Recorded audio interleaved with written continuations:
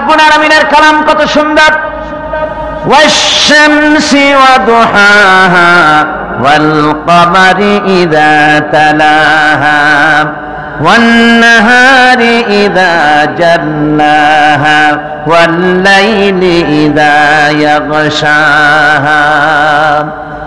কি সুন্দর মিল একটার সাথে আরেকটা। ইযাস সামাউ ফাতারাত وإذا الكواكب انتثرت وإذا البحار فجرت وإذا القبور بعثرت।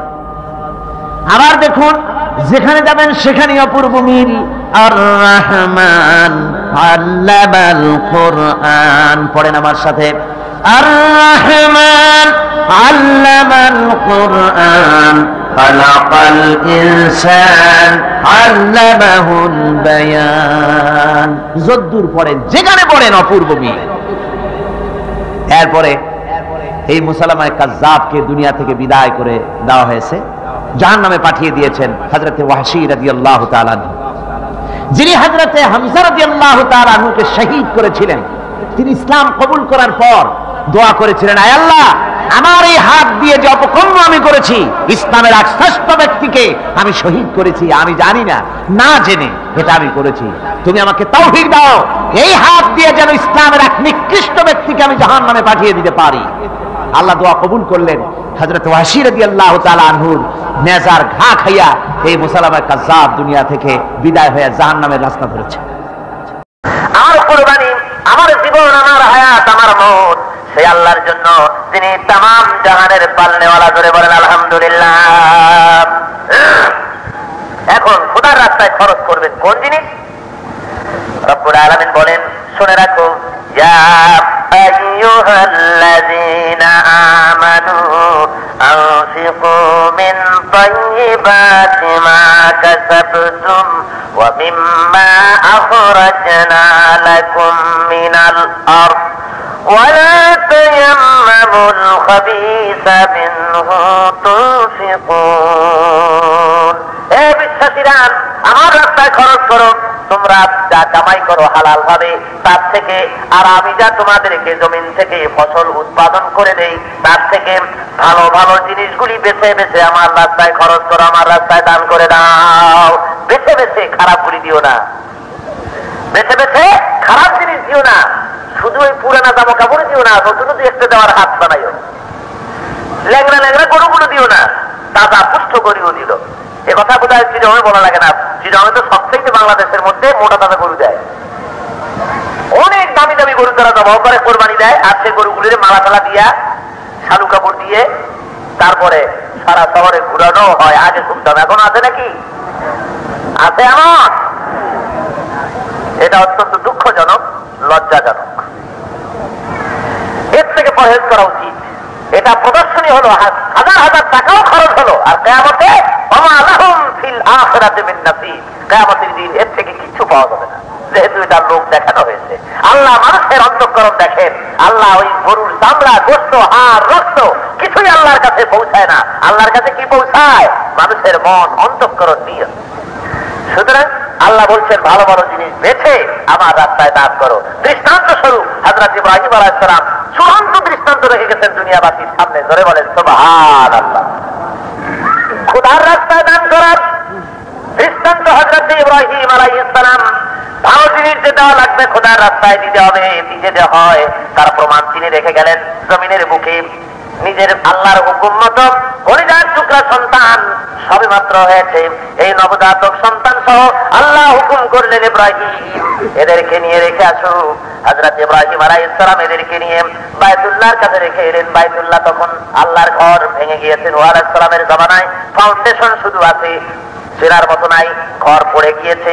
এই জায়গায় যখন হযরতের হাজরাকে আর ছোট ছেলে ইসমাইলকে, নবজাতককে রেখে ইব্রাহিম যখন রওনা করেছেন, হযরত ইব্রাহিমের স্ত্রী হাজরা ডেকে বলছেন, প্রাণের স্বামী ইসমাইল, এই জনবিহীন মরুভূমির ভিতরে পানি নাই, খাবার নাই, এই জায়গায় আমাকে কেন রেখে যাচ্ছ? এক ফোঁটা পানিও নাই, ছেলেটা আমার কেমনে বাঁচবে, আমি বা কি খাবো? হযরত ইব্রাহিম জবাব দিচ্ছেন না, ঘোড়ার পিঠে সওয়ার হয়ে যাওয়ার জন্য উদ্যত হয়েছেন। আবার জিজ্ঞেস করছেন, হাজেরা ওগো ইব্রাহিম, আমাকে কেন ফেলে যাচ্ছ? কোন অপরাধে এই জনবহুল মরুভূমির ভিতরে কেন ফেলে যেতেছ? জবাব নাই।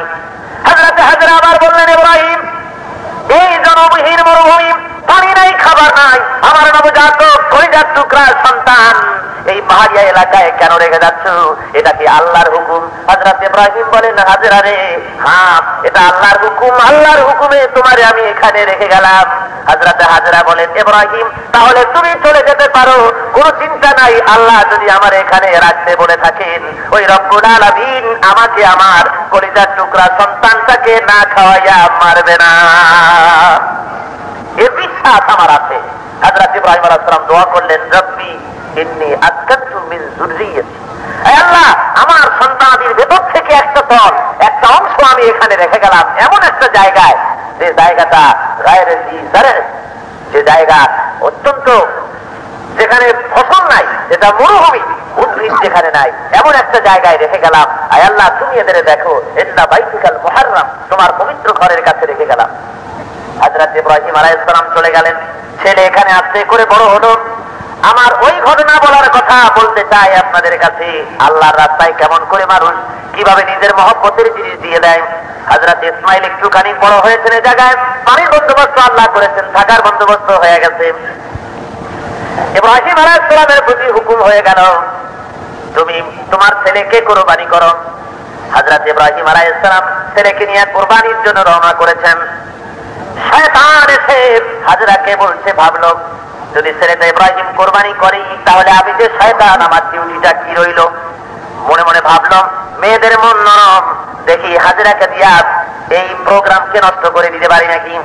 কে বলে, ওরে হাজরা, তোমার ছেলে কোথায় গেছে জানো নাকি? ভাই জানি, সে তার পিতার সাথে খেলা করতে অথবা বেড়াতে অথবা জিয়াফত খেতে গিয়েছে। কয় না, তোমার স্বামী তাকে জবাব করবে। হযরত হাজরা বলছেন, বাপ কি পারে তার ছেলেকে জবাব করতে? তুমি কেমন কথা বলো? শয়তান বলছে, হাজরা শোনো, তোমার স্বামীটা পারে, যেহেতু তোমার স্বামীর খোদা হুকুম করেছে তোমার ইসমাইলকে কুরবানি করার জন্য। হযরতে হাজরা বুঝতে পেরেছেন যে নিঃসন্দেহে শয়তান হবে। হযরতে হাজরা বলেন, ও শয়তান, তোর চক্রান্ত আমি বুঝে ফেলেছি। সন্দেহ শয়তান, তুই ভালো করে শুনে যা, আল্লাহ যদি হুকুম করে থাকেন, সেই হুকুম ইব্রাহিমের পরে কেন আমার পরে যদি হুকুম আসতো ইসমাইল জবাই করার, আমি আমার আল্লাহরে খুশি করার জন্য অমন হাজার ইসমাইলকে খোদার রাস্তায় জবাই করে আল্লাহরে খুশি করতে রাজি আছি। হযরতে হাজরার কাছ থেকে শয়তান বিফল মনোরথ হয়ে ফিরে চলে গেল। হযরত ইসমাইলের কাছে অসওয়াসা দিতে গেল, সেখানেও সুযোগ করতে পারলো না। ইব্রাহিম আলাইহিস সালামের কাছে অসওয়াসা দিল, ইব্রাহিম আলাইহিস সালাম সেখানে পাথর নিক্ষেপ করলেন। হযরত ইব্রাহিম শয়তান তাড়িয়ে দিয়া হযরত ইসমাইলকে ডেকে বলছেন, ইয়া বুনাইয়া ইন্নী আরা ফিল মানামি আন্নী আযবাহু ফানজুর মাযা তারা। কলিজার টুকরা সন্তান, আমি স্বপ্নে দেখেছি যেন আমি তোমাকে জবাহ করছি, তোমার রায় কি ব্যাপারে? ধৈর্যের প্রতীক বাচ্চা ছেলে হযরত ইসমাঈল আলাইহিস সালাম বলেন, ইয়া আবাতি ফাআল মা তুমার সাতাজিদুনি ইনশাআল্লাহু মিনাস সাবিরিন। আব্বাজান, আল্লাহ আপনার প্রতি যে হুকুম করেছেন সে হুকুম আপনি পালন করুন।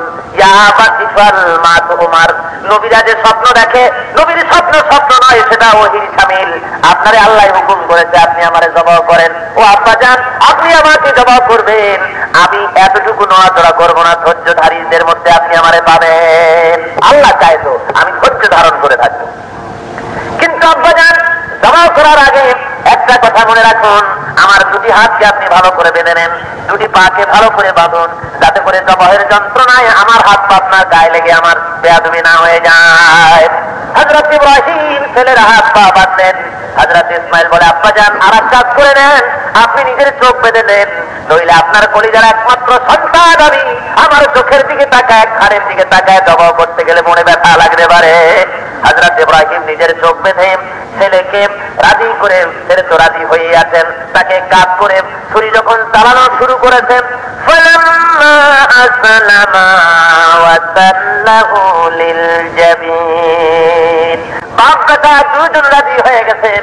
ছেলেকে কাজ করে তার ঘাড়ের উপরে যখন ছুরি চালানো শুরু করে দিয়েছে, ছুরি চলে না। হযরত ইসমাইল বলে, আব্বা জান একটু থামেন, আমার একটা ভুল হয়ে গেছে। কয় কি ভুল? কিয়ামতের ময়দানে আল্লাহ রাব্বুল আলামিন আমারে দেখে বলতে পারে, ইসমাইল রে, তুই আমার কুরবানিতে রাজি ছিলি না বলে তোর বাবা তোর হাত পা বেঁধে আমার বাচ্চায় কুরবানি করেছে। আমি এতটুকু সুযোগ কিয়ামতের দিন আল্লাহ যেন আমাকে বলতে না পারেন, ও আব্বা জান আমি রাজি থাকবো, এতটুকু নড়াচড়া করবো না, যত কষ্ট হোক আপনি আমারে কুরবানি করেন, হাত পা বাঁধেন, খুলে দেন।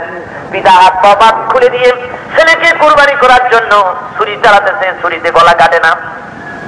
হযরত ইসমাইল বলেন, আব্বা জান বুড়া মানুষ আপনি চোখ বেঁধে নিয়েছেন, বোধহয় দেখতে পাচ্ছেন না, ধারালো দিক দিয়ে আপনি বোঝান, উল্টা পিঠ দিয়ে বুঝে আপনি বোঝাচ্ছেন। হযরত ইব্রাহিম ধার পরীক্ষা করে ছুরি চালায়, গলা কাটে না। ইব্রাহিম আলাইহিস সালাম রাগ করে বলছেন, ছুরিরে তোর হলো কি? মাওলানা রুম বলেন, ছুরির জবান খুলে যায়, ছুরি থেকে আওয়াজ আসছে, ইব্রাহিম প্রেমের খেলা চলতেছে, তুমি তোমার ডিউটি পালন করো, আমি আমার ডিউটি পালন করে দিতেছি। ফেরেশতারা ডেকে বলে, রব্বুল আলামিন এই দৃশ্য সহ্য করা যায় না, পিতা তোমাকে সন্তুষ্ট করার জন্য কলিজার টুকরা সন্তান জবাও করতেছে, হায় আল্লাহ এই দৃশ্যের জবনিকা পাঠ করে দাও।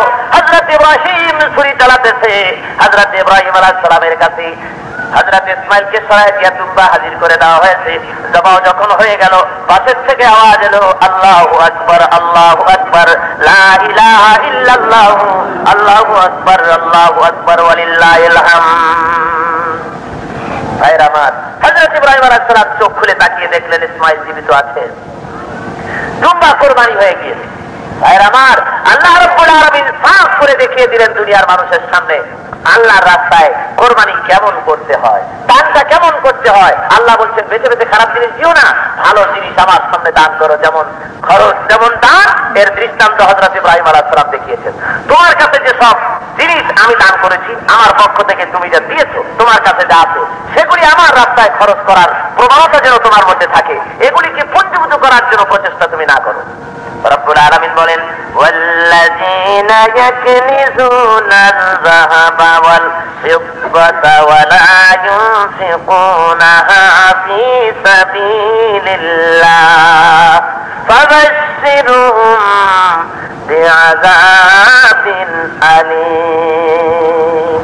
যারা নাকি রৌপ্য স্বর্ণ সঞ্চয় করে আর এগুলি আমার রাস্তায় যারা খরচ করে না, এ নবী এদেরকে আপনি জাহান্নামের কঠিন শাস্তির সুসংবাদ দিয়ে দিন, এদেরকে জাহান্নামের শাস্তির খবর দিয়ে দিন। সুতরাং কোরআন শরীফ থেকে হেদায়েত নেওয়ার জন্য চতুর্থ নম্বরের যে শর্ত, সেটা হলো খোদার রাস্তায় দান করতে হবে। পুঁজিবাদী মন যেন না হয়, বরং আল্লাহ যা দান করেছেন জমিনের থেকে যা আছে আর হালাল পথে যা কামাই করা হয় তার থেকে একটা অংশ খোদার রাস্তায় খরচ করতে হবে। এসব ব্যাপারে বিস্তারিত আলোচনা কালকে পরশু এক এক করে করে আপনাদের সামনে আসতে থাকবে ইনশাআল্লাহ বলেছি। এরপরে পঞ্চম নম্বরের যে শর্ত, সেটা হলো والذين يؤمنون بما أنزل إليك وما أنزل من قبلك وبالآخرة هم يوقنون। পঞ্চম নম্বরের শর্ত হলো তাকে আপনার উপরে যে কিতাব অবতীর্ণ করা হয়েছে সেই কিতাবের উপর ঈমান আনতে হবে এবং আপনার পূর্ববর্তী পয়গম্বরদের উপরে যে সমস্ত কিতাব নাজিল করেছি আমি, সেই কিতাবের উপরে ঈমান আনতে হবে। এটা হলো 5 নম্বরের শর্ত। এই শর্ত অনুযায়ী হুজুর সাল্লাল্লাহু আলাইহি ওয়াসাল্লামের উপরে নাজিলকৃত কিতাব, সেই কিতাবের নাম কি? জোরে বলেন, সের নাম কিতাব। এই কোরআন শরীফের উপর ঈমান আনতে হবে এবং এর পূর্বে নবীদের প্রতি বিভিন্ন ভাষায় বিভিন্ন স্থানে যেসব ওহীর সাহায্যে যেসব কিতাব এসেছে সেগুলির উপরেও ঈমান আনতে হবে।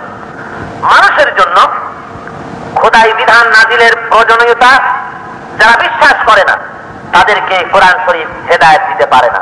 কিতাব বলতে বোঝায় এমন সব গ্রন্থকে যে কিতাব ওহীর মারফতে পয়গম্বরদের প্রতি অবতীর্ণ করা হয়েছে সেগুলির উপরে ঈমান আনতে হবে। এই কিতাবের উপরে ঈমান আনলে ফল কি হবে? আল্লাহ বলছেন ইন্না হাযাল কুরআনা ইয়াহদি লিল্লাতী হিয়া আকওয়াম। কোরআন শরীফ এমন এক কিতাব যে কিতাব মানুষকে সহজ সরল সঠিক পথ দেখায়। ধরে বলেন সুবহানাল্লাহ। দুনিয়ায় যত মতবাদের বই আছে, যত মতাদর্শের কিতাব আছে, সমস্ত মতাদর্শগুলি মতবাদগুলি মানুষকে একটা দিক বা দুইটা দিক এমন করে মানুষের কোনো দিক দেখায়, কোনো দিক দেখায় না। আর কোরআন শরীফ এমন একটা ধর্মগ্রন্থ, এমন একটা জীবন ব্যবস্থা যা মানুষের জীবনের সার্বিক কল্যাণমূলক জীবনের সকল দিক ও বিভাগের উপরে হেদায়েত প্রদর্শন করে। রব্বুল আলামিনের ব্যাপারে বলছেন কিতাবুন আনজালনাহু ইলাইকা লিতুখরিজান নাসা মিনাজ যুলুমাতি ইলান নূর। এই কিতাব আমি আপনার প্রতি অবতীর্ণ করেছি এই জন্য যাতে করে লিতুখরিজান নাসা মিনাজ যুলুমাতি ইলান নূর, যাতে করে অন্ধকার থেকে মানুষকে আলোর দিকে আপনি আনতে পারেন, অন্ধকার থেকে আলোর দিকে আনতে পারেন মানব গোষ্ঠীকে। অন্ধকার থেকে অন্ধকার জুলুমাত, এই অন্ধকার হলো কুফরিকে বলা হয় অন্ধকার, আর নূর হলো ইসলাম। তো অন্ধকার থেকে আলোর পথে আনতে পারে যে কিতাব, সে কিতাবের নাম কি? ধরে বলেন তার নাম কি? কোরআন শরীফই একমাত্র মানব গোষ্ঠীকে তথা পৃথিবীর সমস্ত মানুষকে সরল সঠিক পথে পরিচালিত করে ইহকালীন এবং পরকালীন জীবনে মুক্তির বিধান দিতে পারে। মহান আল্লাহ রাব্বুল আলামিন কোরআন শরীফ সম্পর্কে আরো বলেন ওয়ালাকাদ আরসালনা রুসুলানা বিল বায়িনাতি ওয়া আনজালনা মা'হুমুল কিতাবি ওয়াল মিজান লিয়াকুমান নাসা বিল কিসত। আমি নিঃসন্দেহে আমি রাসূলকে প্রেরণ করেছি স্পষ্ট নিদর্শন সহকারে, আর তাদের কাছে দিয়েছি আমি মানদণ্ড দান করেছি যার দ্বারা তারা সত্যের পথে মানুষকে আহ্বান করতে পারে। সুতরাং পৃথিবীর মানুষকে পরিচালিত করার জন্য অর্থনীতি, সমাজনীতি, রাষ্ট্রনীতি জাতীয় যত কিছু প্রণয়ন করেছে এগুলো সব মানুষের মন মগজ দিয়ে, আর এর দ্বারা মানুষের হেদায়েতমূলক কিছুই তারা করতে পারেনি, বরং এর দ্বারা পৃথিবীর বিভিন্ন ভূখণ্ডের উপরে মানুষেরা ক্ষতিগ্রস্ত হয়েছে।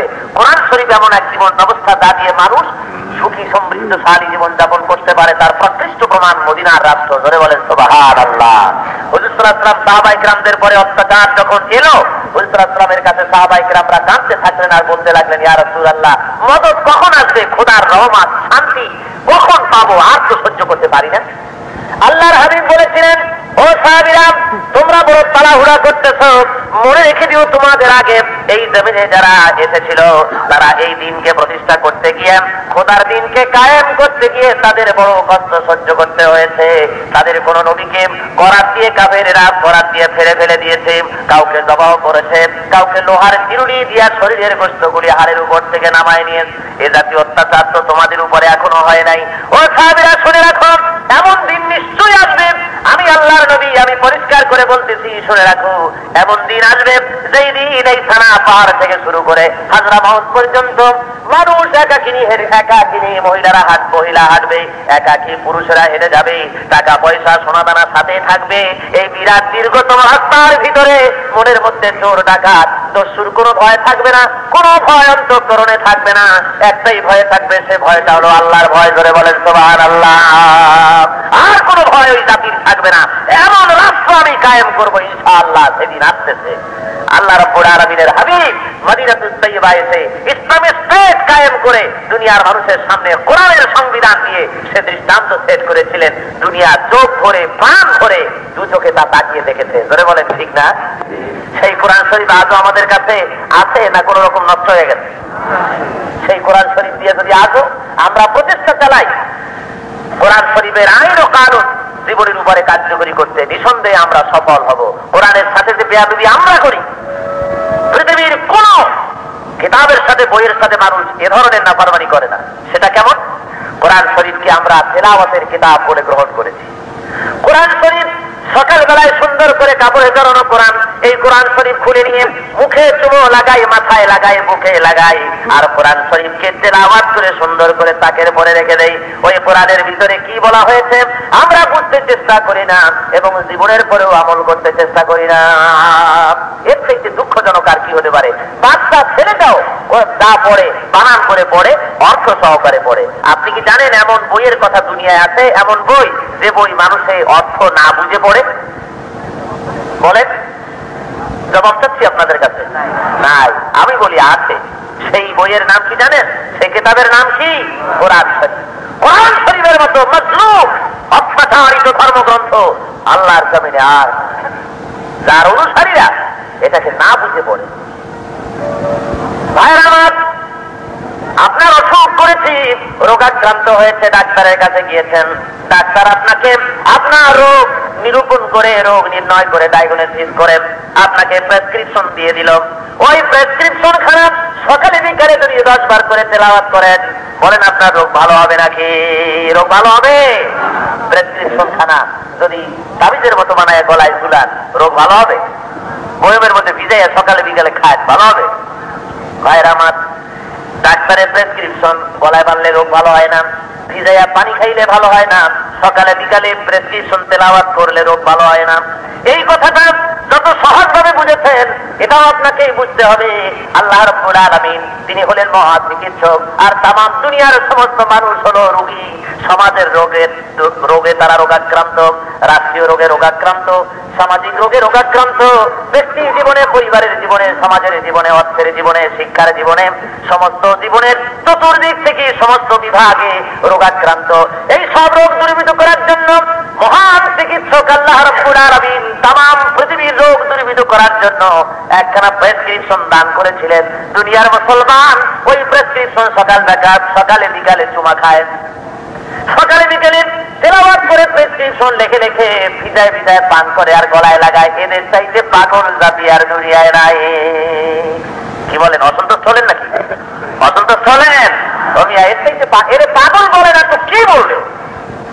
কোরআন শরীফ আল্লাহ দিয়ে জন্য নাযিল করেছেন। নবী কোরআন দিলাম, এই যে দিয়ে তাবিজ লেখা 93 টাকা 93 পয়সা, 94 টাকা 97 পয়সা, বাজার রেটে শুধু সদকা, তাবিজের পয়সা আদায় করবা। আর এগুলো দিয়া দুনিয়ার যত ভূত প্রেতার দেন আছে সব তাড়ায় দেবা। কোন যুবক কোন যুবতীকে বিয়ে করতে চাইলে ভালোবাসার তদবির দিয়া চিনি বড়া, সুবরি বড়া এইসব কায়দা করবা। নাউযুবিল্লাহি মিন যালিক। এই জন্য এসে কোরআন, এই জন্য কোরআন আসে। কোরআনের সাথে আমরা দুর্ব্যবহার করছি, বেয়াদবি করছি। যখন কসম খাওয়া লাগে তখন কোরআন শরীফ, আল্লাহর কসম কোরআন দিয়ে কই, তখন কোরআন শরীফের দরকার হয়। জোরে খান নাউযুবিল্লাহ। যখন চোরে কয়েকটা টাকা নিয়ে গেছে, অমনি কোরআন শরীফ, কোন কোন ফকির কোরআন শরীফকে এক পাল্লায় রেখে আর এক পাল্লায় বদনা না কি রেখে তারপরে পাতা পোতা কিভাবে ঘুরাবার ব্যবস্থা করে। চাল পোড়া খাওয়াইয়া যদি চোর ধরা যেত তাহলে দুনিয়ার সব থানা উঠাইয়া ওই মুলুকগুলো রেখে দিত সেখানে, যে তোমরা চাল পোড়া খাওয়াই ঘরে চোর ধরো।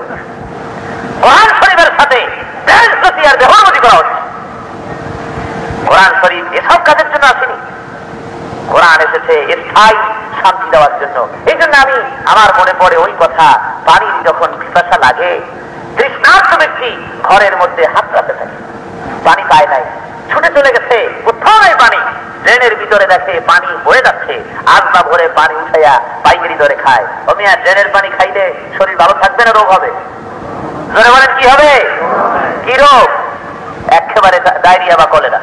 আর তার একার হবে না, সাথে সাথে সংক্রামক ব্যাধি ছড়িয়ে পড়বে সমাজের সর্বত্র, ঠিক না? ড্রেনের পানি কেন খাইতে গেলে? তৃষ্ণার্ত তুমি বুঝতে পেরেছি, পিপাসা তোমার লেগেছে, ড্রেনের পানি কেন তুমি খুঁজে বের করলে, ড্রেনের পানি কেন খাইতে গেলে?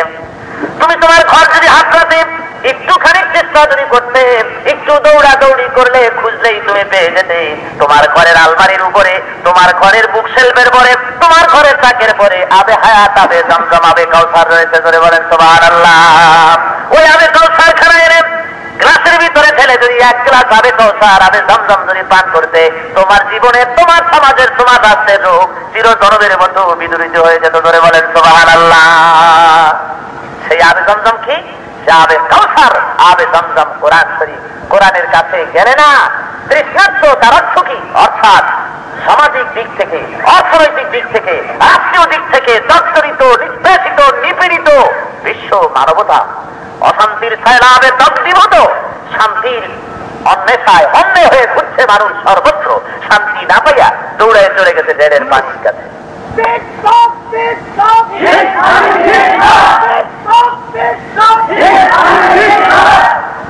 সেই জেলের পানি কি?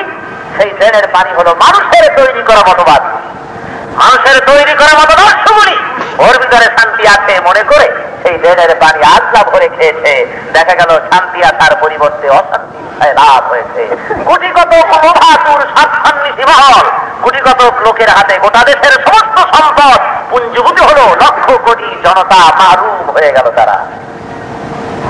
এজন্য বলছি আবি কৌসার আজ জমজম তোমার ঘরে কোরআন শরীফ। হায় মুসলমান চিনলি না কৌ জুলদানে তোর কোহে নূর, যাহার নূরে ভস্ম হলো পাসানগিরি কোহে নূর। কোরআন শরীফকে চিনলে না।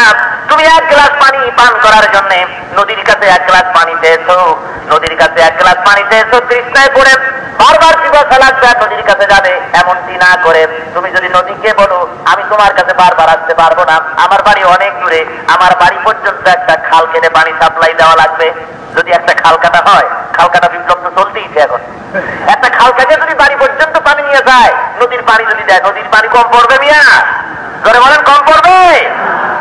ভাইয়েরা আমার, নদীর কাছে বারবার গ্লাস না নিয়ে খাল যদি কেটে বাড়ি পর্যন্ত পানি নিয়ে, নদী যেমন তার নদী থেকে এক খাল পানি দিলে তার যেমন কম পড়ে না, অনুরূপ ভাবে কোরআন শরীফের কাছে তুচ্ছ তাবিজের জন্য একটা মামলা তোমার তাবিজের জন্য গেলে, তোমার মেয়ের বিয়ে হয় না তাই গেলে, তালাকের মশলা দেওয়ার জন্য গেলে, ব্যবসায় উন্নতির জন্য তাবিজের জন্য গেলে কোরআন শরীফের কাছে, এভাবে করে যখন পিপাসা লাগবে বারবার গ্লাস নিয়ে তাবিজের জন্য কোরআনের কাছে না দৌড়াইয়া, কোরআন হলো মহাসমুদ্র, যদি কোরআনের কাছে বলতেও কোরআন এমন এক সমাজ ব্যবস্থা দাও যাতে করে সুদ থাকবে না, ঘুষ থাকবে না, চুরি থাকবে না, ডাকাতি থাকবে না, সুখী সমৃদ্ধশালী একটা রাষ্ট্রের ব্যবস্থা করে দাও। আল্লাহ বলেন আমার কোরআন তাও পারে। ফামান তাবিআ হুদায়া ফালা খাউফুন আলাইহিম ওয়ালা হুম ইয়াহজানুন। সবাই পড়েন ফালা খাউফুন আলাইহিম ওয়ালা হুম ইয়াহজানুন। ফামান তাবিআ হুদায়া, কোরআন শরীফকে যারা অনুসরণ করবে, কোরআন প্রবর্তিত সমাজ যারা মেনে নেবে, ফালা খাউফুন আলাইহিম, ওদের জন্য কোনো ভয় নাই, ওয়ালা হুম ইয়াহজানুন, ওদের জন্য কোনো চিন্তাও নাই। কিসের ভয় নাই? চুরির ভয় থাকবে না। কোরআনের প্রবর্তিত সমাজ যেখানে কায়েম হবে, চুরির ভয় থাকবে না, ডাকাতির ভয় থাকবে না, জেনার ভয় থাকবে না, সতীর্থনত্বর ভয় থাকবে না, হাইজ্যাকের ভয় থাকবে না, খুনাখুনির ভয় থাকবে না, আর কোন চিন্তা থাকবে না। তার মানে হলো মানুষের খাওয়া পড়া, শিক্ষা, চিকিৎসা, বাসস্থান, এগুলি যেমন তার ফান্ডামেন্টাল অধিকার, মৌলিক অধিকার, জন্মগত অধিকার, রব্বুল আলামিন বলেন আমার কোরআন প্রবর্তিত সমাজ মানুষের এই মৌলিক অধিকারের গ্যারান্টি দেয়। ধরে বলেন সুবহানাল্লাহ। কোরআন শরীফের কাছে এইগুলি জানার জন্য যাই নাই, কোরআনকে মনে করেছি তাবিজের বই।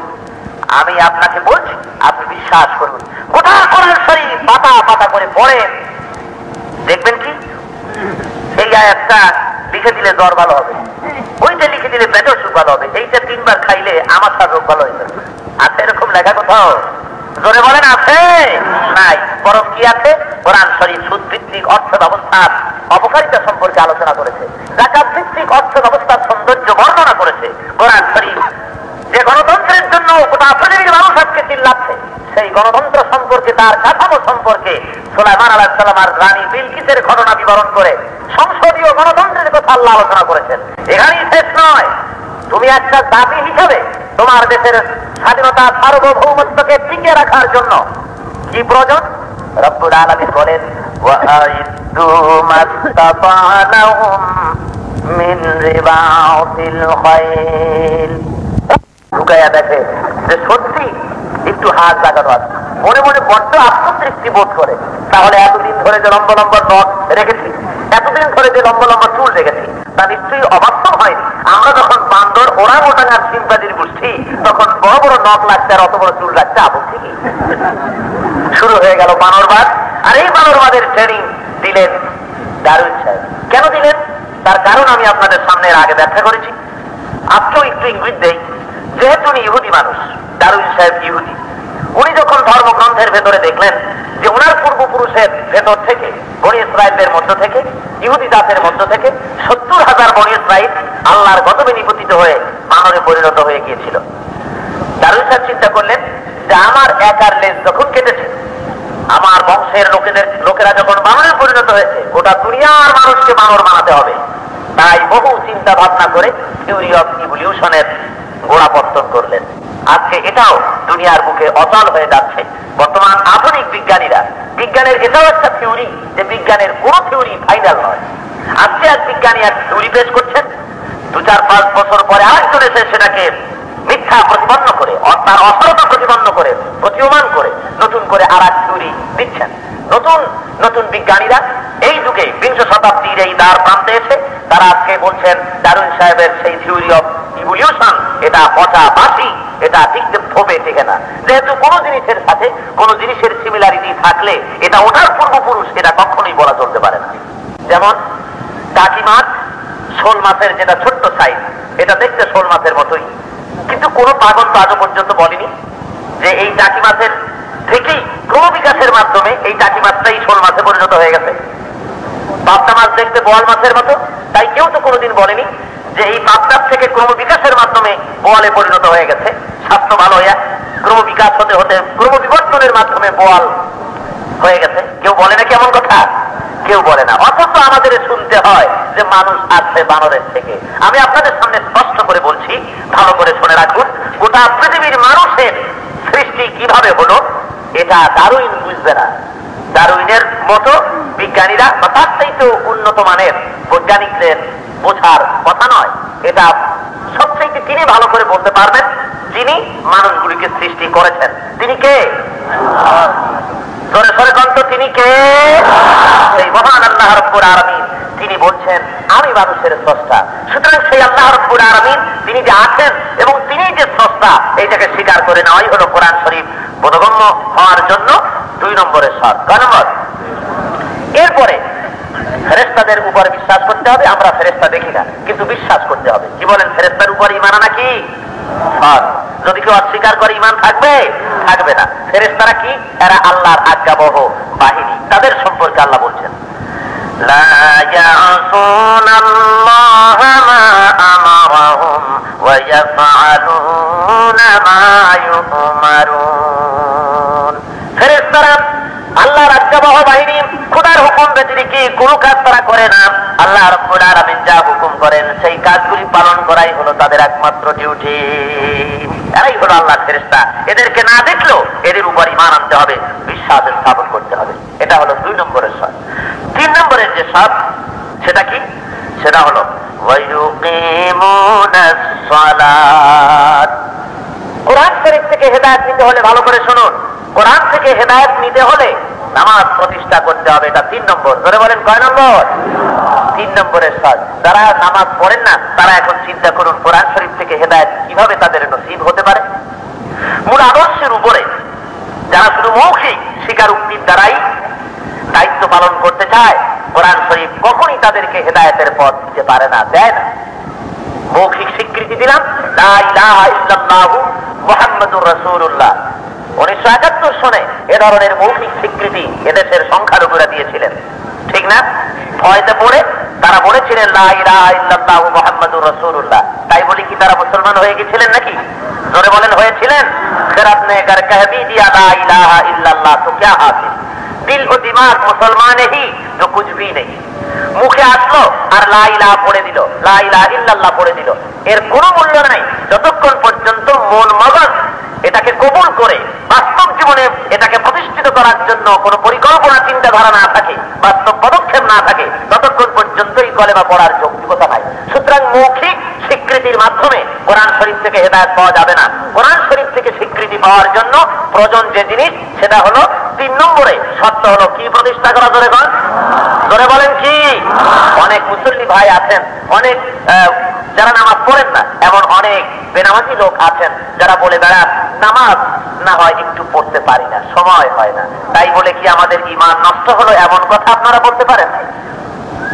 ওনাদের ধারণা নামাজ তাদের ঈমান স্টোন আর সিমেন্ট এই দিয়া খুব কড়া সিমেন্ট দিয়ে এমন ভাবে বানানো হয়েছে যে এই ঈমান আর নষ্ট হওয়ার কোনো উপায় নাই। খন্দর দিয়ে আঘাত মারলে ওই ঈমান আর ভাঙবে না। নামাজ না পড়েছি তো কি হয়েছে, যাকাত না দিয়েছি তো তাতে কি হয়েছে, না হয় একটু বউ পর্দাই থাকে না তাই বলে আমার ঈমান নষ্ট হয়ে গেল নাকি? ওই সেই আল্লামা রুমের সেই ঘটনার কথা মনে পড়ে। উনি তার মুসনাদের ভিতরে লিখছেন যে এক এলাকার একজন নবাব তিনি চলে গিয়েছেন তার এলাকার একজন লোকের কাছে, যে বলছে তুমি গুনে দেখো তো আমি কোন রাশির লোক। তো সে গুনে গেছে, বলছে যে আপনি ব্যাঘ্র রাশির লোক। কয় মাশাআল্লাহ, আমি যেমন নবাব যেমন রাজা আমি, আর আমার রাশিটাও মিলেছে তেমন। তো ঠিক আছে, তুমি না হয় কোনো, তুমি আমার হাত দেখে বুঝেছো যে আমি ব্যাঘ্র রাশি, কিন্তু আমার প্রজাপুঞ্জ আমার লোকেরা তারা তো আমাকে দেখে বুঝবে না যে আমি ব্যাঘ্র রাশির লোক। সুতরাং আমি যে ব্যাঘ্র রাশি এটা বোঝার জন্য আমার কপালে একটা বাঘের ছবি এঁকে দাও।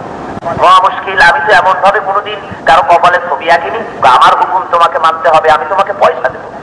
এখন সেই লোকটি বাদশাকে চিৎ করে শুইয়ে দিল। তারপরে ওই যে এক রকমের কালি আছে, বোধহয় আপনারা দেখেছেন, হাতের উপরে এমনি করে অনেক কিছু লেখা থাকে, নামটাও লেখায় বা ফুলও আঁকায়, জীবজন্তুর ছবিও আঁকায়, শরীরের রক্তের সাথে সংমিশ্রণ করে এক রকমের কালি আছে, তাই দিয়ে লেখা হয়ে থাকে, মানে মরে গেলে এর চামড়া পচে যাওয়া ছাড়া সেই কালি আর ওঠে না। এই রকমের এক কালি দিয়ে তার কপালের উপরে এইটা লেখার জন্য, বাঘের ছবি আঁকার জন্য ওই সেই লোকটি জ্যোতির্বিদ, সে তখন একটা ছোট্ট হাতুড়ি আর একটা পিন নিয়ে কপালের উপরে ঠুকঠুক করে বাড়ি মারছে। নবাব জিজ্ঞেস করছে, সর্বনাশ, বড্ড ব্যথা লাগছে, কপাল তো টান জায়গা, হাড় নিচে, উপরে সামান্য চামড়ার পর্দা, যখনই খা মেরেছে কষ্ট লেগেছে। বলছে কি হচ্ছে, তুমি কি বানাচ্ছ? কয় আমি বাঘের মাথা থেকে শুরু করে লেজ পর্যন্ত একটা মেরুদণ্ডের সরল রেখা টানতেছি। কয় বাবা, যেমন বাঘ তেমন তার সরল মেরুদণ্ড, আমার যে কপালে ব্যথা করতেছে ওই মেরুদণ্ডটা বাদ দিয়ে একটু করা যায় নাকি, তাই দেখো। আচ্ছা বাচ্চা মানুষ, আপনি যা বলেন তাই হবে।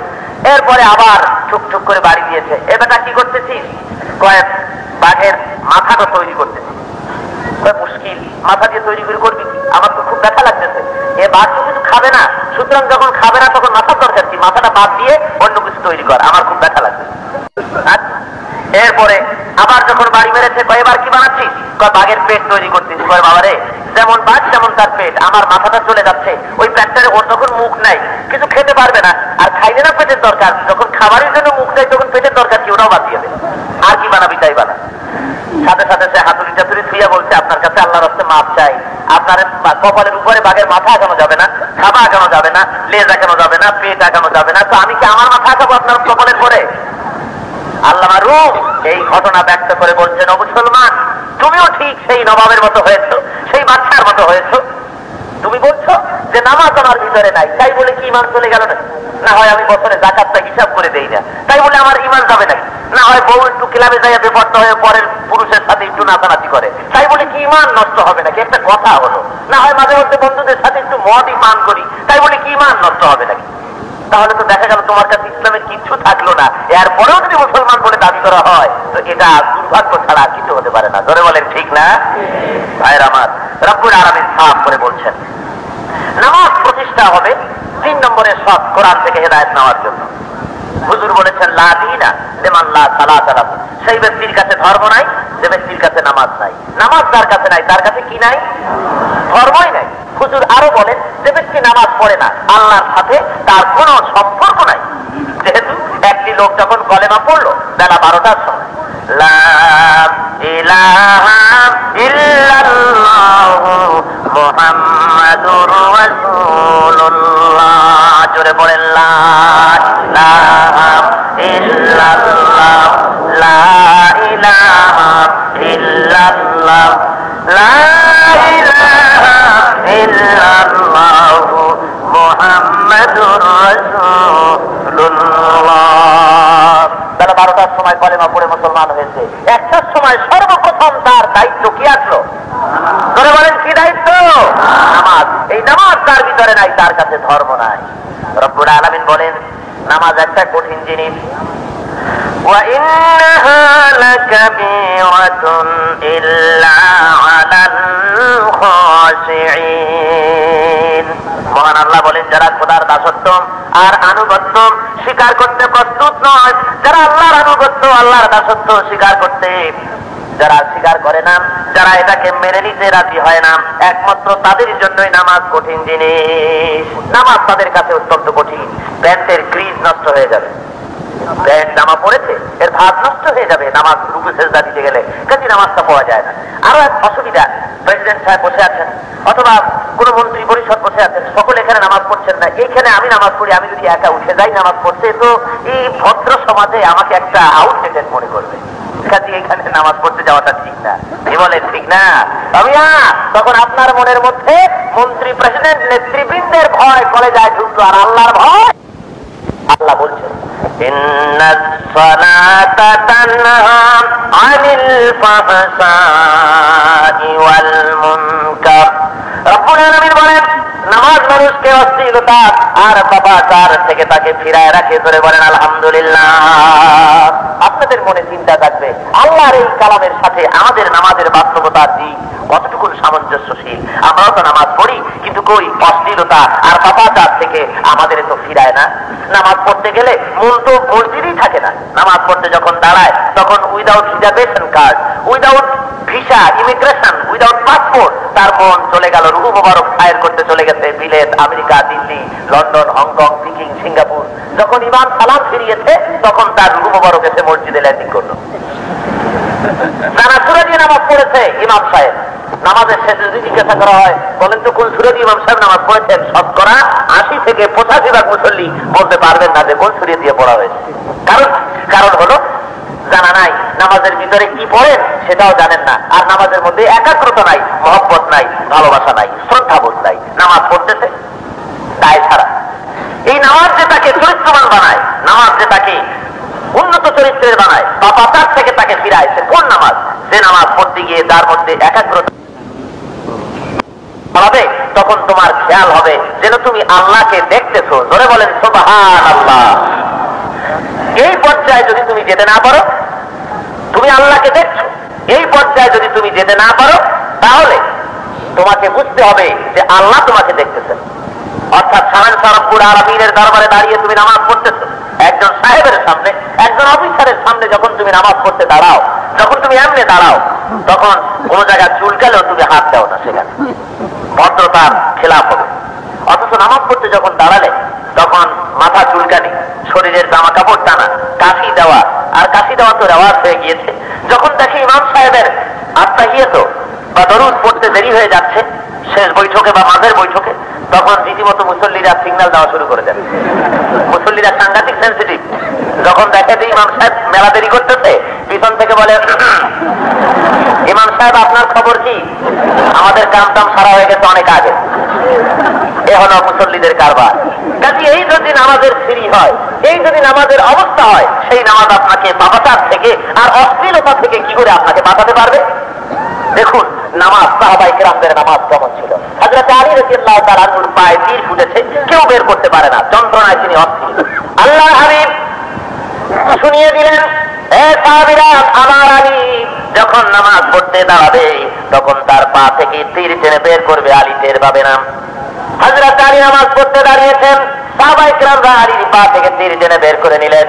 নামাজের শেষে হযরত আলী বলেন, ওগো সাহাবী ভাইরা, ওগো আমার মুসলমান ভাইরা, আমার পায়ের ভিতরে যে তীরটা ঢুকানো ছিল ওই তীরটা কোথায় গেল? সবাই অবাক হয়ে গেলেন। গোশতের ভিতর থেকে তীর টেনে বের করা হয়েছে। আল্লাহর রাসূলের সাহাবী হযরত আলী টের করতে পারেন নাই। ধরে বলেন সুবহানাল্লাহ। নামাজের ভিতরে তন্ময় হয়ে যাওয়া, একাগ্রতা নামাজের মধ্যে আসা, এর নাম নামাজ। তীর তো দূরের কথা, মসজিদে যদি মশা বেশি থাকে আর যদি পায়ে একটা মশায় কোন রকম কাটা ফুটায় দেয়, সাথে সাথে সেইখানে মাছ শুরু হয়ে যায় মুসলমানদের। এই হলো আমাদের নামাজের চিত্র। কিতাবের মধ্যে এসেছে দুইজন সাহাবী হুজুর সাল্লাল্লাহু আলাইহি ওয়াসাল্লাম জিহাদের ময়দান থেকে ফিরেছেন, ফেরার পথে এক জায়গায় শিবির স্থাপন করেছেন। সেখানে বলছেন, হুজুর যে আজকে এই রাত আমরা এখানে কাটাবো, শত্রু কর্তৃক আমরা আক্রান্ত না হয়ে পড়ি, সেজন্য তোমরা চতুর্দিকে পাহারা লাগাও। এখানে দুজন, ওখানে দুজন, সেখানে দুজন, তোমরা দুজন দুজন করে 3 ঘন্টা করে কি 2 ঘন্টা করে পালাক্রমে পাহারা লাগাও। পাহারা লাগিয়েছেন। দুইজন সাহাবী এক জায়গায় পাহারা দিতে দাঁড়িয়ে ওনারা দুজন কিছুক্ষণ পরে পরামর্শ করলেন, দেখো পাহারা যখন আমাদের দিতে হবে তো দুইজন দাঁড়ায় থেকে লাভ কি? একজন আমরা ঘুমাই, মোট যদি 2 ঘন্টা পাহারা হয়, তো 1 ঘন্টা আমি ঘুমাই, 1 ঘন্টা তুমি পাহারা দাও, আবার আরেক ঘন্টা তুমি ডাকবে, আমি ঘুমিয়ে নেবো। আচ্ছা, তো এই ভাগাভাগি করে দুজনের একজনে ঘুম পড়েছে, আর একজন মনে করলো যে খামাখা আমার 1টা ঘন্টা এভাবে দাঁড়িয়ে নষ্ট করি কেন, নামাজের ভেতরেই কাটিয়ে দিই। সে নামাজ পড়তে দাঁড়িয়ে গেল। কাফের দূরের থেকে এসেছে সাহাবায়ে কেরামদের উপরে হামলা চালাবার জন্য। দূরে দেখতে পাচ্ছে যে একটা গাছ বলে মনে হয়, আবার মানুষও মনে হয়, যেটা কি মানুষ না গাছ, এটাকে বোঝার জন্য সে তীর ছুড়েছে। তীর এসে নামাজের ভিতরে যে সাহাবী দাঁড়িয়েছিলেন, সেই নামাজরত মুসলমানের সাহাবীর বাম বাহুর ভিতর থেকে তীরটা চলে গিয়েছে। উনি তখনও নড়ছেন না, দাঁড়িয়ে আছেন। এরপরে তীর বসে গেছে, দেখতে পেয়ে কাফির আরেকটা তীর নিক্ষেপ করেছে। সে তীর এসে তার ডান বাহুর ভিতরে প্রবেশ করেছে। সাহাবী তাড়াতাড়ি রুকুতে চলে গেলেন। তার রুকুতে যেতে দেখে কাফের মনে করলো তো মানুষ, যার কিছু নয়, তাড়াতাড়ি সে ভেঙে গেল। উনি ওই নামাজ শেষ করেই সাথীকে উঠেছেন। সাথী উঠে দেখছে যে তার শরীর থেকে রক্ত ঝরছে, আর শরীরের ভিতরে তীর বসানো। চমকে উঠেছে, তোমার এই অবস্থা, তোমার একটা তীর যখন ঢুকলো তখন তুমি আমাকে উঠাও না কেন, 2টা তীর খেতে গেলে কেন? ওই সাহাবী বলেন, শোনো আল্লাহর বান্দা, আমি নামাজ পড়তে দাঁড়িয়েছি, তীর এসে যখন আমার বাহুর ভিতরে প্রবেশ করলো, নামাজের ভিতরে এত মজা এসেছিল, আমি মনে মনে ভাবলাম এই কেরাতটা আমি শেষ করে নেই। এই নামাজের মহব্বত আমার ভিতরে এমন করে জমেছে, আমি নামাজ পড়তেইছি, এরপরে যখন আর একটা তীর প্রবেশ করেছে, আমার মনের ভিতরে যদি ওই চিন্তা না আসতো যে এরপরেও যদি আমি দাঁড়ায় থাকি আর একটা তীর এসে যদি আমার বক্ষ ভেদ করে, তাহলে আমি মরে যাব, তুমি ঘুমন্ত অবস্থায় থাকবে। আর এইভাবে এই সুযোগে ওই কাফির বেঈমান আল্লাহর হাবিবের উপর অত্যাচার চালাবে, মুসলমানদের পরে আঘাত হানবে। এই চিন্তা যদি আমার মনে না আসতো, আল্লাহর কসম করে বলি, আমার জীবন গেলেও আমার ওই কেরাত শেষ করে নামাজ এত তাড়াতাড়ি শেষ করে দিতাম না। এই মুহাব্বত এই নামাজের ভিতরে তাদের ছিল। নামাজ দিয়ে তারা চরিত্র গঠন করেছেন। নামাজ দিয়ে আল্লাহর সাথে গভীর সম্পর্ক স্থাপিত হয়। ধরে বলেন আলহামদুলিল্লাহ। কিয়ামতের দিন জাহান্নামীদেরকে প্রশ্ন করা হবে, ইয়াতাসাআলুনা আনিল মুজরিমিন, অপরাধীদেরকে জিজ্ঞাসা করা হবে, মা সালাকাকুম ফি সাকার, কোন জিনিস তোমাদেরকে জাহান্নামে পাঠালো, কেন তোমরা দোজখে আসলে? ওই জাহান্নামীরা বলবেন, ক্বালু লাম নাকু মিনাল মুসাল্লিন ওয়া লাম নাকু নুতঈমুল মিসকিন, আমরা নামাজি ছিলাম না, নামাজ পড়ি নাই, আর মিসকিনদেরকে খেতে দেই নাই, এই কারণে আজকে দোজখে এসেছি। ধরে বলেন নাউযুবিল্লাহ।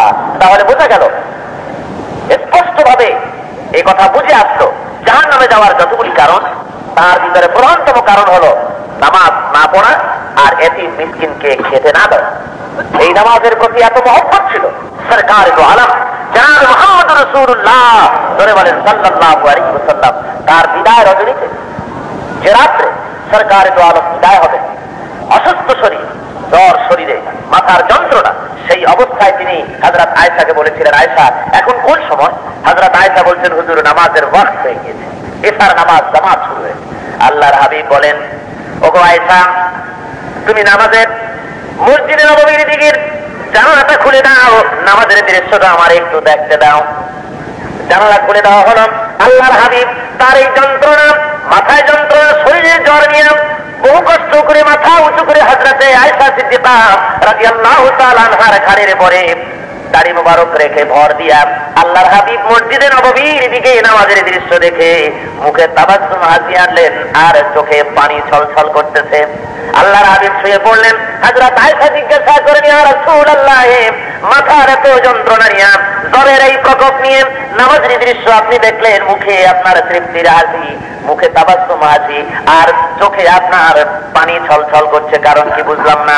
আল্লাহর হাবিব বলেন, রে আয়েশা, তুমি জানো না যে দৃশ্য আমি দেখলাম, এই নামাজের জামাতকে প্রতিষ্ঠা করার জন্য, দিন কায়েমের জন্য আজকের এত সহজে এত বড় জামাত হয় নাই। এই জামাতকে কায়েম করতে গিয়া তায়েফের ময়দানে আমি নবী মুহাম্মদ রাসূলুল্লাহর রক্ত দিয়া তায়েফের মাটি লাল করে দিতে হয়েছে। এই জামাত প্রতিষ্ঠা করতে গিয়ে উহুদের ময়দানে আমার দান্দার মোবারক শহীদ করতে হয়েছে। আজকের এই এত বড় বিরাট সুশৃঙ্খল নামাজবন্দী হয়ে লোকেরা নামাজ পড়ছে, এত সহজে এটা হয় নাই। আর আমার মুখে যে তৃপ্তির হাসি দেখলেন, এটা হলো এই জন্য আমার মনে চিন্তা আসলো, ভবিষ্যতের একটা দৃশ্য আমার মনে পড়ে গেল। যেভাবে নামাজ পড়তে আমি আজ দেখলাম, তেমন পর্যন্ত আমার যত উম্মত দুনিয়ায় আসবে, এইভাবে করে তারা নামাজবন্দী হয়ে নামাজ আদায় করবে। তৃপ্তি আমার মনকে ভরে দিয়েছে। ধরে বলেন সুবহানাল্লাহ। সুতরাং নামাজ হলো তৃতীয় নম্বরের শর্ত কোরআন বোঝার জন্য। কয় নম্বরে? এই নামাজ এত গুরুত্ব কেন দেওয়া হলো প্রশ্ন আসতে পারে। কোরআন শরীফ শুরু করতে পারলাম না, অমনি নামাজের কথা আসতো, এর কারণটা কি? নামাজের সাথে মানুষের জীবনের সম্পর্কটা কি? নামাজ সমাজের সাথে ওতপ্রোত ভাবে জড়িত। ধরে বলেন আলহামদুলিল্লাহ। নামাজ লিখতে 3টা অক্ষর লাগে বাংলায়, আর সমাজ লিখতেও বাংলায় 3টে অক্ষর লাগে। কথায় সাংঘাতিক মিল। নামাজের সাথে সমাজ ওতপ্রোত ভাবে জড়িত, অঙ্গাঙ্গি ভাবে জড়িত, একটা ছাড়া আর একটা চলতে পারে না। একটা ন্যায় ভিত্তিক সুবিচারমূলক, একটা সোশ্যাল জাস্টিস, একটা ন্যায় বিচারমূলক, নিরাপত্তাপূর্ণ, ভীতিহীন একটি সমাজ প্রতিষ্ঠার জন্য নামাজ এই সমাজের লোকেদের পড়া অবধারিত। নামাজের সাথে সমাজের সম্পর্ক কি? ওই দেখুন, নামাজ পড়ার জন্য তার বাইরের কতগুলি শর্ত রাখা হয়েছে। তার প্রথম শর্তই রাখা হয়েছে, তোমার শরীরটাকে পাক করতে হবে। প্রথম শর্ত কি? ধরে বলেন কি? শরীর পাক করতে হবে, 1 নম্বরের শর্ত। এখন শরীর পাকের অর্থ কি?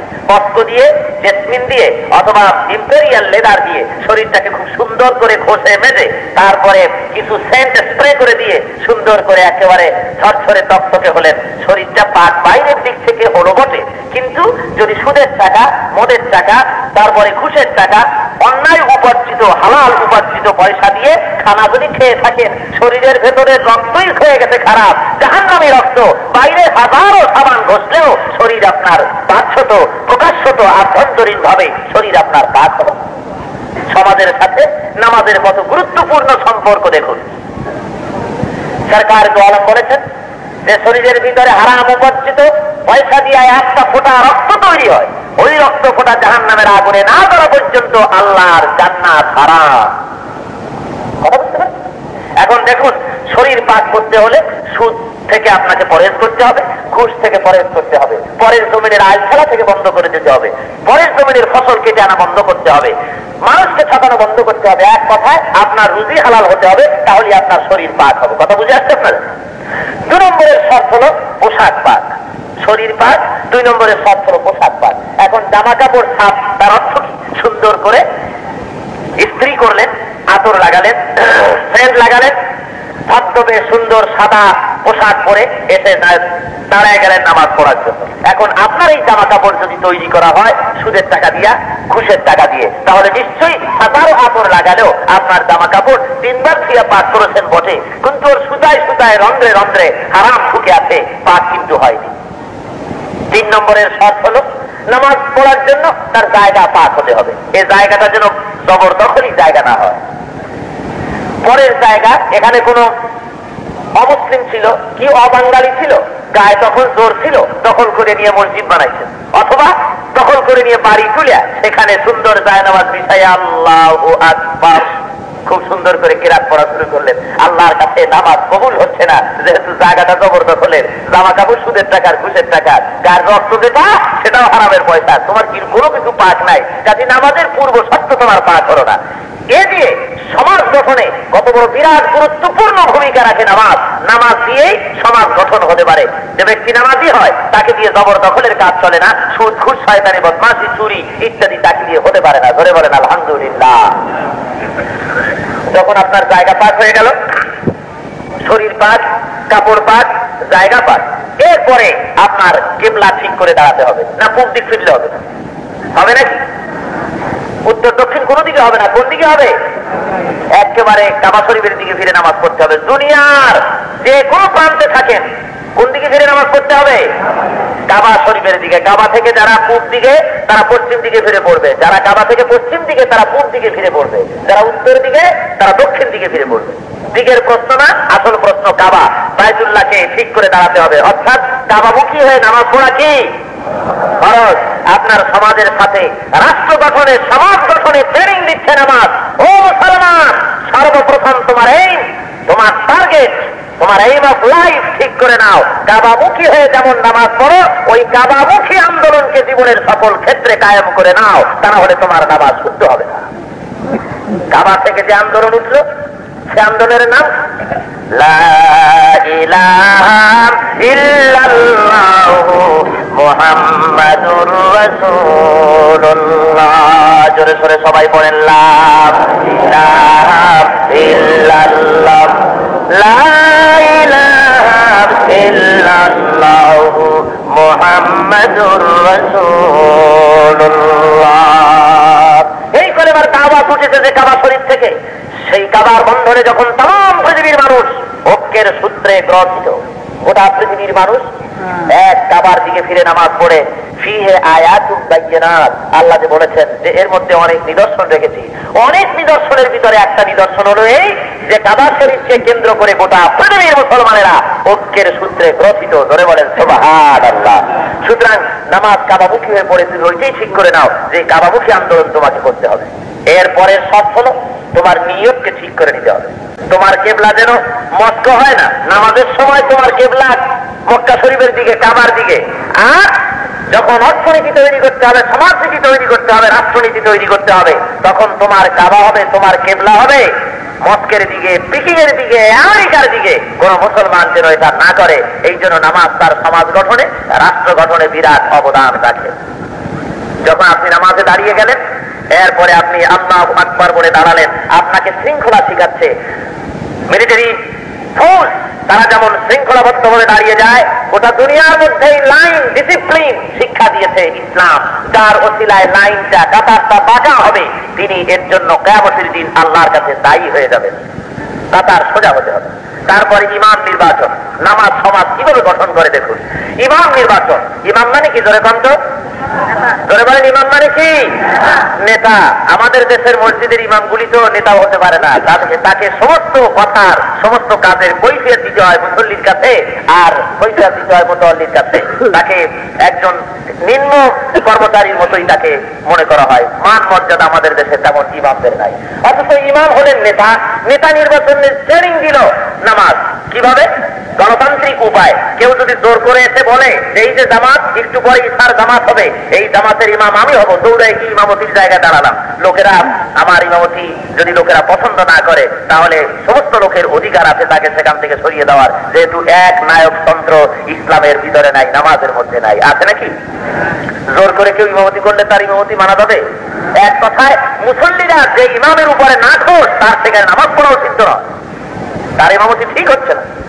এই গণতান্ত্রিক মূল্যবোধ, এই গণতান্ত্রিক চেতনার উন্মেষ, এর ট্রেনিং দিয়েছে নামাজের ভিতর থেকে সমাজ গঠনের। একজন ইমাম আপনারা নির্বাচিত করলেন। কেমন ইমাম বানান? যে ইমাম সবচাইতে জানা মতে বেশি মিথ্যা কথা বলে, বাড়িতে পর্দা নাই, এইরকম আলেম।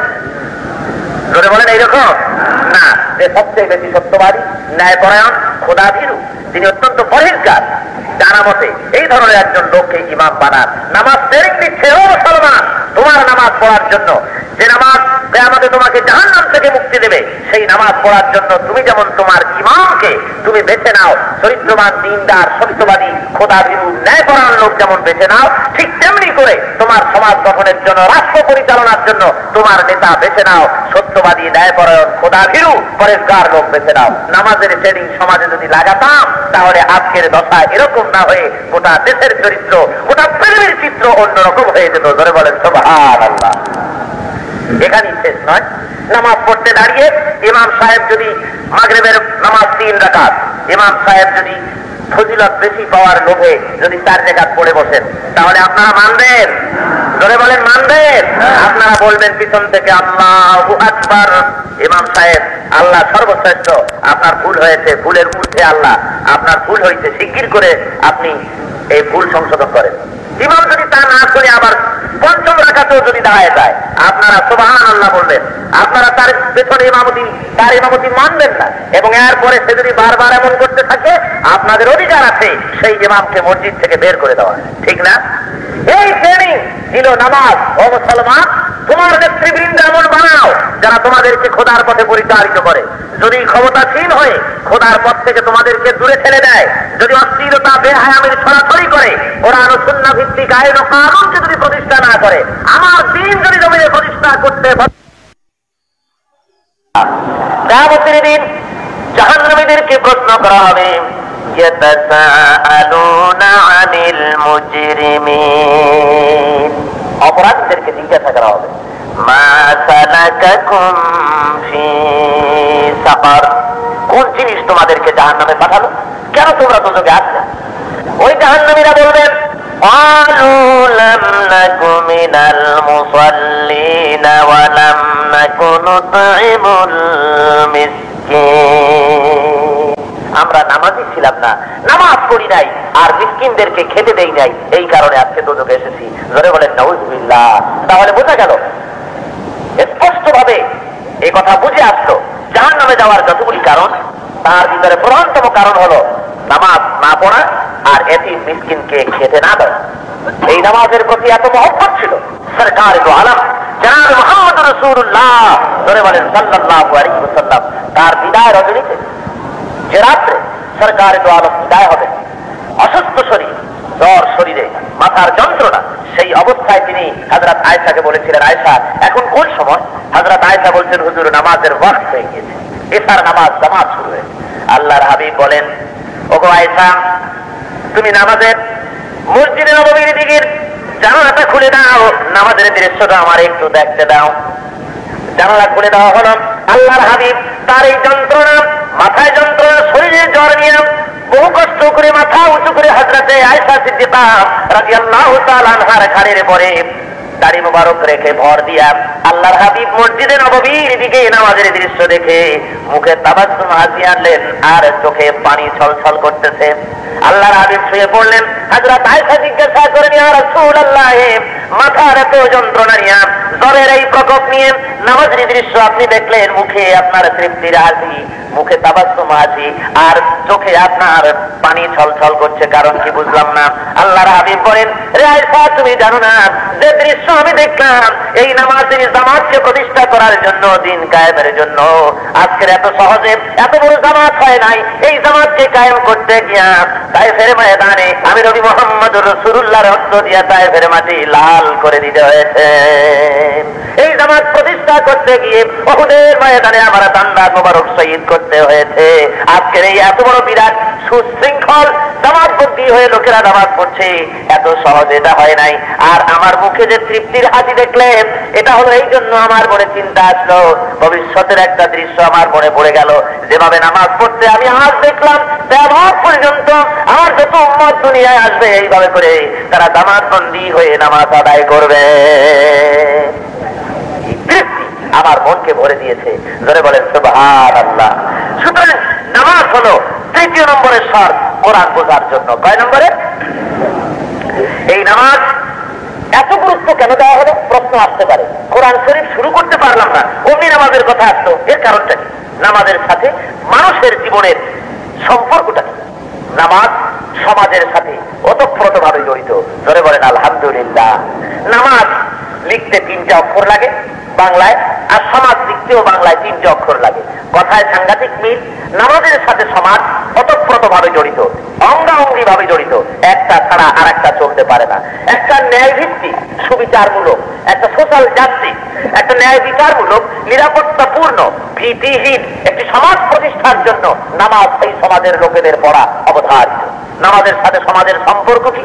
ওই দেখুন, নামাজ পড়ার জন্য তার বাইরের কতগুলি শর্ত রাখা হয়েছে। তার প্রথম শর্তই রাখা হয়েছে, তোমার শরীরটাকে পাক করতে হবে। প্রথম শর্ত কি? ধরে বলেন কি? শরীর পাক করতে হবে, 1 নম্বরের শর্ত। এখন শরীর পাকের অর্থ কি? বস্ত্র দিয়ে, জেসমিন দিয়ে, অথবা ইম্পেরিয়াল লেদার দিয়ে শরীরটাকে খুব সুন্দর করে ঘষে মেজে, তারপরে কিছু সেন্ট স্প্রে করে দিয়ে সুন্দর করে একেবারে ঝরঝরে তকতকে হলেন, শরীরটা পাক। বাইরের দিক থেকে হলো বটে, কিন্তু যদি সুদের টাকা, মদের টাকা, তারপরে ঘুষের টাকা, অন্যায় উপার্জিত, হালাল উপার্জিত পয়সা দিয়ে খানা যদি খেয়ে থাকেন, শরীরের ভেতরে রক্তই হয়ে গেছে খারাপ, জাহান্নামী রক্ত। বাইরে হাজারো সাবান ঘষলেও শরীর আপনার বাহ্যত, প্রকাশ্যত, আভ্যন্তরীণ ভাবে শরীর আপনার পাক হবে। সমাজের সাথে নামাজের কত গুরুত্বপূর্ণ সম্পর্ক দেখুন। সরকার দো আলম বলেছেন যে শরীরের ভিতরে হারাম উপস্থিত পয়সা দিয়ে একটা ফোঁটা রক্ত তৈরি হয়, ওই রক্ত ফোঁটা জাহান্নামের আগুনে না ধরা পর্যন্ত আল্লাহর জান্নাত হারাম। কথা বুঝতে পারেন? এখন দেখুন, শরীর পাক করতে হলে সুদ থেকে আপনাকে পরেজ করতে হবে, ঘুষ থেকে পরেজ করতে হবে, পরের জমিনের আইল খেলা থেকে বন্ধ করে দিতে হবে, পরের জমিনের ফসল কেটে আনা বন্ধ করতে হবে, মানুষকে ঠকানো বন্ধ করতে হবে। এক কথায় আপনার রুজি হালাল হতে হবে, তাহলে আপনার শরীর পাক হবে। কথা বুঝে আসছে আপনার? 2 নম্বরের শর্ত হলো পোশাক পাক। শরীর পাক, 2 নম্বরের শর্ত হলো পোশাক পাক। এখন জামা কাপড় সাফ, তার অর্থ কি? সুন্দর করে ইস্ত্রি করলেন, আতর লাগালেন, সেন্ট লাগালেন, ধবধবে সুন্দর সাদা পোশাক পরে এসে দাঁড়ায় গেলেন নামাজ পড়ার জন্য। এখন আপনার এই জামা কাপড় যদি তৈরি করা হয় সুদের টাকা দিয়া, ঘুষের টাকা দিয়ে, তাহলে নিশ্চয়ই 1000 আতর লাগালেও আপনার জামা কাপড় 3 বার ছিঁড়ে পাক করেছেন বটে, কিন্তু ওর সুতায় সুতায় রন্ধ্রে রন্ধ্রে হারাম ঢুকে আছে, পাক কিন্তু হয়নি। 3 নম্বরের শর্ত হলো নামাজ পড়ার জন্য তার জায়গা পাক হতে হবে। এই জায়গাটা যেন জবরদখলি জায়গা না হয়। পরের জায়গা, এখানে কোনো অমুসলিম ছিল কি অবাঙালি ছিল, গায়ে তখন জোর ছিল, দখল করে নিয়ে মসজিদ বানাইছেন, অথবা দখল করে নিয়ে বাড়ি তুলে সেখানে সুন্দর জায়নামাজ বিছাইয়া আল্লাহু আকবার খুব সুন্দর করে কিরাত পড়া শুরু করলেন। আল্লাহর কাছে নামাজ কবুল হচ্ছে না, যেহেতু জায়গাটা জবরদখলের, জামা কাপড় সুদের টাকার, ঘুষের টাকার, গার রক্ত যেটা সেটাও হারামের পয়সা, তোমার কোনো কিছু পাক নাই, কাজে নামাজের পূর্ব শর্ত তোমার পাক হলো না। এ দিয়ে সমাজ গঠনে কত বড় বিরাট গুরুত্বপূর্ণ ভূমিকা রাখে নামাজ। নামাজ দিয়েই সমাজ গঠন হতে পারে। যে ব্যক্তি নামাজি হয় তাকে দিয়ে জবরদখলের কাজ চলে না, সুদ, ঘুষ, শয়তানি, বদমাশি, চুরি ইত্যাদি তাকে দিয়ে হতে পারে না। ধরে বলেন আলহামদুলিল্লাহ।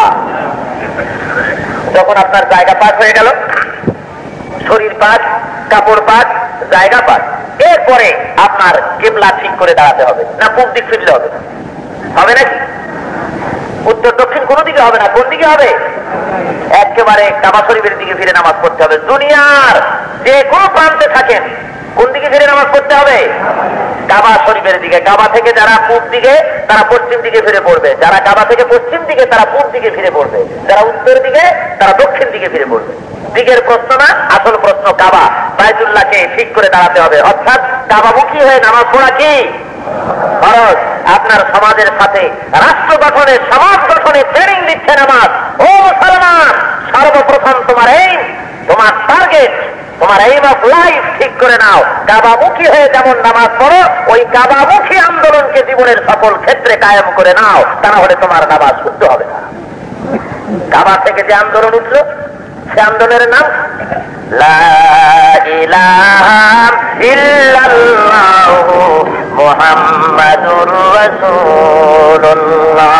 জোরে সোরে সবাই পড়েন লা ইলাহা ইল্লাল্লাহ, লা ইলাহা ইল্লাল্লাহু মুহাম্মাদুর রাসূলুল্লাহ।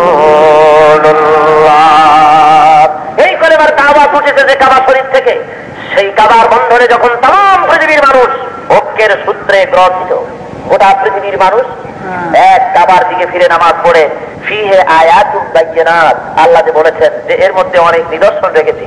অনেক নিদর্শনের ভিতরে একটা নিদর্শন হলো এই যে কাবা শরীফকে কেন্দ্র করে গোটা পৃথিবীর মুসলমানেরা ঐক্যের সূত্রে গ্রথিত। ধরে বলেন সুবহানাল্লাহ।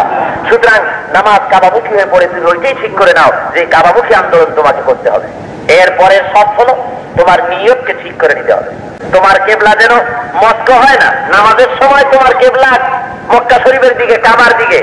আর যখন অর্থনীতি তৈরি করতে হবে, সমাজনীতি তৈরি করতে হবে, রাষ্ট্রনীতি তৈরি করতে হবে, তখন তোমার কাবা হবে, তোমার কেবলা হবে মস্কের দিকে, পিকিং এর দিকে, আমেরিকার দিকে। কোন মুসলমান যেন এটা না করে। এই জন্য নামাজ তার সমাজ গঠনে, রাষ্ট্র গঠনে বিরাট অবদান রাখে।